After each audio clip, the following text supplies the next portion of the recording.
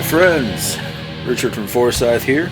Been a little while, but as you all know, the people who like my channel anyway, I'm not a YouTuber. I'm just a guy who makes videos when I find something interesting, and once again that's happened. This is a custom Defender V30. It's actually a 35 watt amp. It's got a 1x12 in it, and I wanted something that had a nice little breakup and not very much distortion and a really good reverb. And I came across this and it was like 230 bucks shipped, so pretty cool. All tube amp, and it sounds actually pretty good.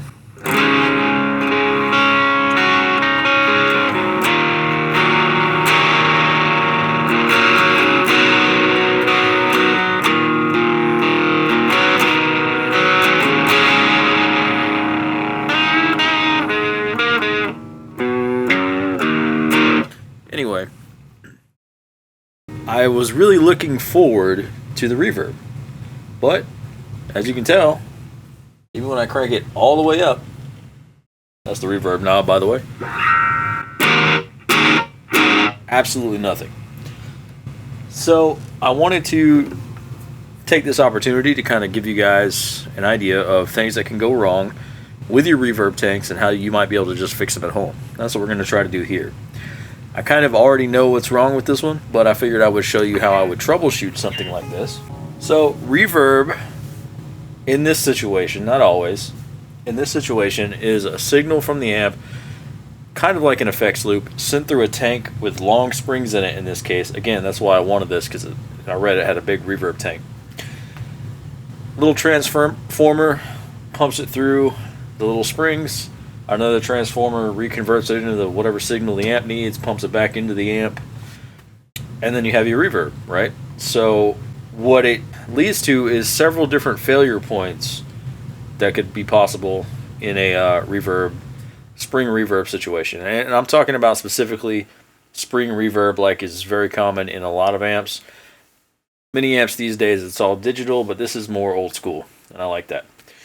So the first thing I would do is obviously mess around with the knob, see if there's anything wrong there. And I've done that. I've done back and forth and tried. Another common thing you can do is just hit your amp. Nothing other than my guitar noise.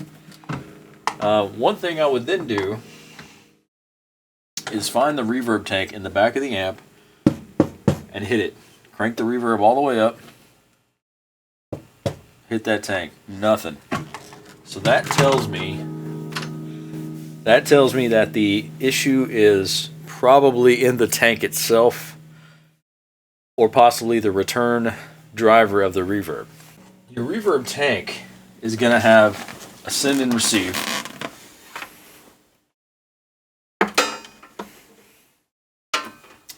So you got a send and receive.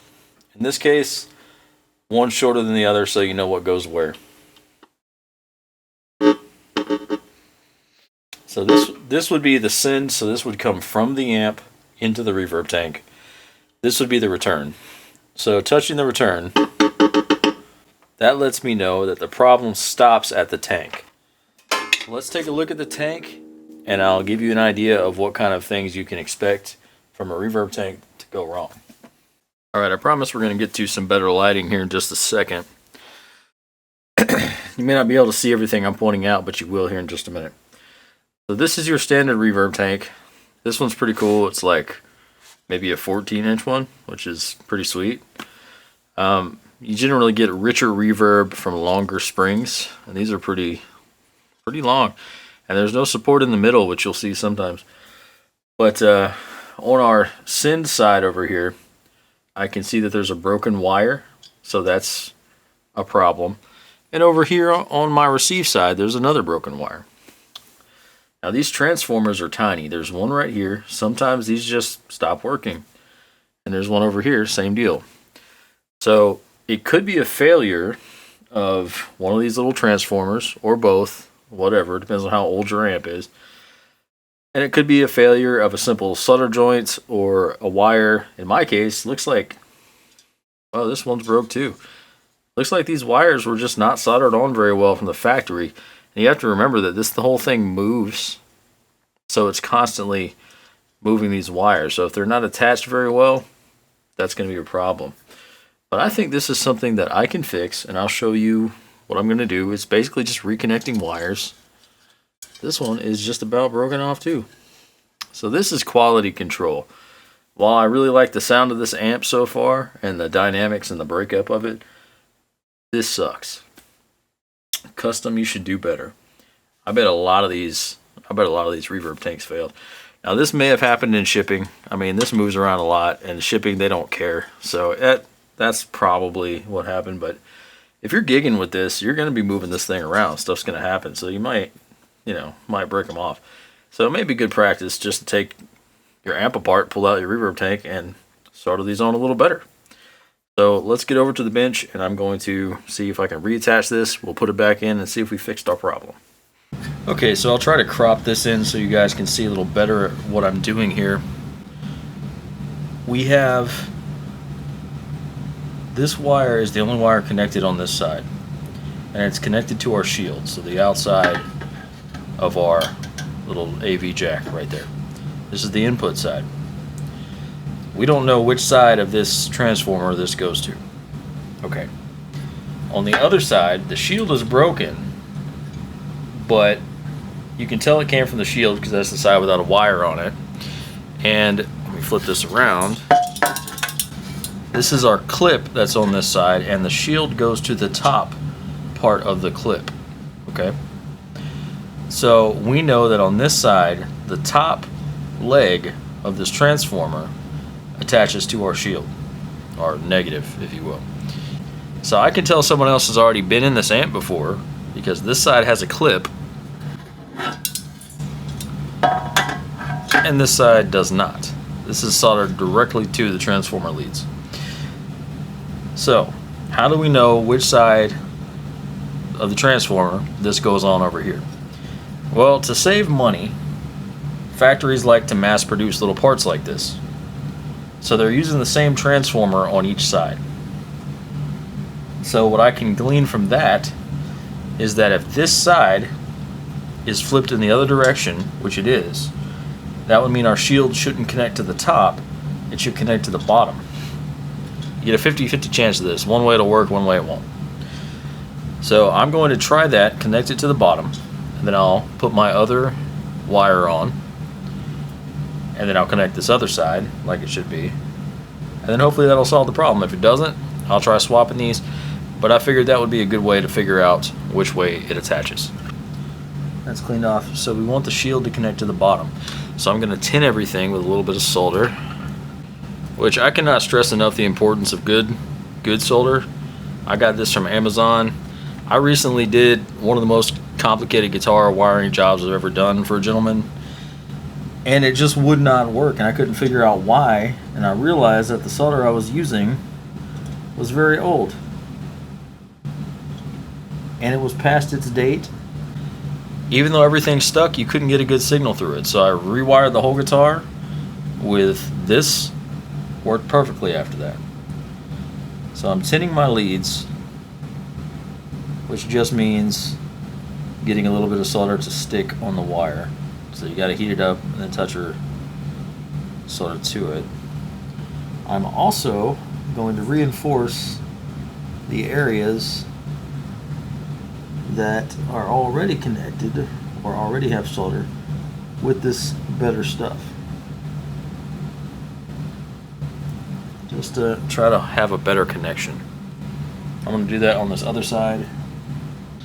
Okay, so we want this guy down here on the bottom. I'm going to try to run it right alongside this leg here, so we get a good connection. That's pretty good, actually. I think that'll stay. And now we have to put our other wire on. Alright, now I'm going to put this guy on the top just like the other one, run along the side here. Alright, that looks pretty good. The leads aren't touching or melted into each other, so that's good.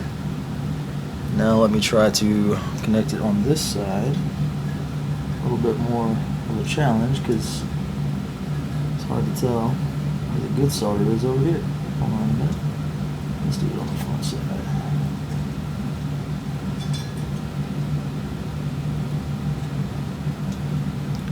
Okay, I have connected all my leads up.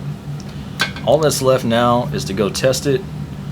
If it works, then I will show you guys that footage. If not, then we'll be swapping these around and see if that works. But I think I got it right. We'll see. Alright, so we have everything hooked back up. We have our white to our return side. Remember how we touched it and figured out that was our return. And then we have our red to our input side. Now, it's easy enough to test without a guitar even. See, we have reverb. Let's crank it up. Oh yeah. So I think we got it fixed, guys. Let's put it back in its bag, because if you guys don't know, a lot of these old amps, that weird bag in the bottom, that's your reverb. Some people don't know that. Don't judge anybody. Everybody's here to learn. So let me button this up, and we'll see how she sounds with the reverb. Alright, so here it is with no reverb. I'll turn it up about a third. There we go. Awesome.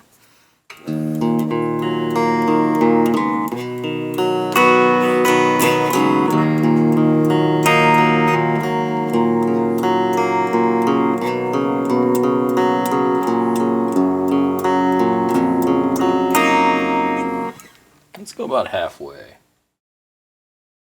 Maybe a little over half.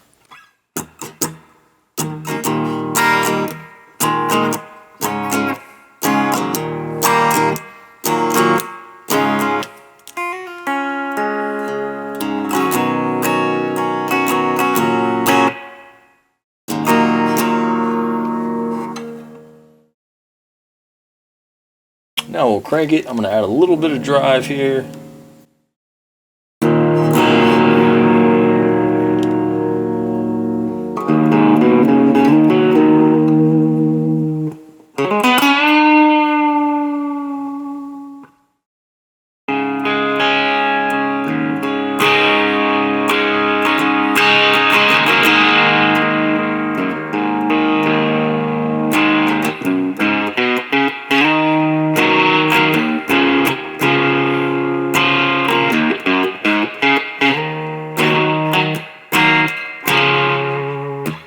And it's got all the telltales of that old school springy reverb.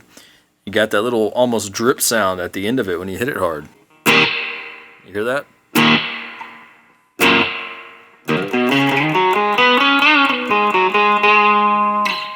Pretty cool. I'm gonna have a lot of fun with this, and I'm super glad the reverb is now working.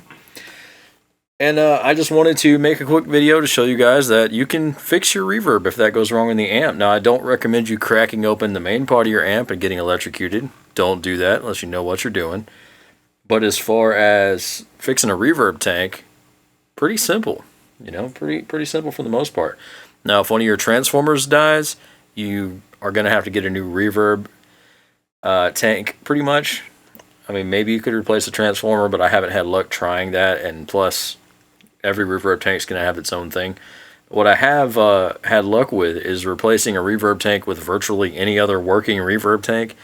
People freak out and say, oh, it's got to be the right one for the amp, and I haven't had that experience. So I've been able to just pull a reverb tank out of another amp and put it into a totally different brand amp. Like, I could probably put a PV tank in here and it'd be fine. But this has a nice long tank. When I crank it up, I guarantee that reverb is going to sound awesome. So I'm pretty stoked about it.